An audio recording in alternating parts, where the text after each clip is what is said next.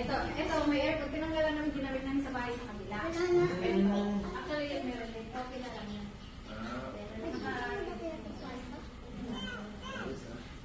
Ito po si R. So, ang liguan nila saan? Kasi yung mga anak ko dito na rin na maliit. Maliit pa kasi. Hindi na pagandaan. Oo, maliit pa rin. Pero dyan na rin sila naliligo. Alright. Kasi balak namin extension sana dito sa kabila. Opo. Tubig na ka-off. Enough namin sa amin kasi malakas. Okay. Pero malakas yung tubig dito. Napa-uwi daw ng main. Green. Diyan yata oh.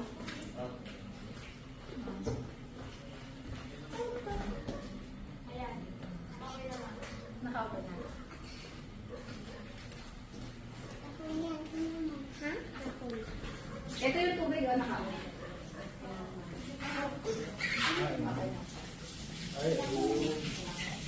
Ito, saan galing to? Water Street. Dati kasi ginagamit na nilis yung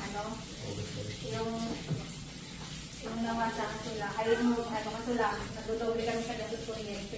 Kaya ngayon. Kaya nag-direct na ako. Water business. Ito lahat gumagana. Ito gasol na lang ilalagay kasi pinag-direct. Huwag mo eh. Kunti lang ilang boys maliit. Kami lang po, ako mag-asawa tapos yung dalawang anak na Kaya pala sakto. sakto lang. Kasi wala naman sana kami balang ibenta kasi lang yung na-hospital yung mother ko. Kaya, mabaya ng emergency talaga. Yun lang. Kaya binigyan naman namin. Dito po talaga pala kayo. Dati baka nila dito eh. Makalimit na.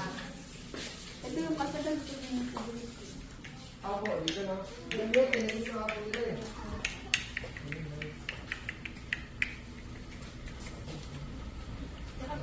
Press mo, lagi maano. Yan na. Ayan. Parang gusto eh, bigyan naman akong bago eh. Tanaw lang namin. O, ayan na. Alright, sige po, ma'am. Salamat. Pwede ba? Uy, ayan na, idol. Pwede Ano po? magpapicture Ano po? sila? Dali kami siya na kayo. Pinapanood nyo sa TV yung puro ninyo eh. Yun,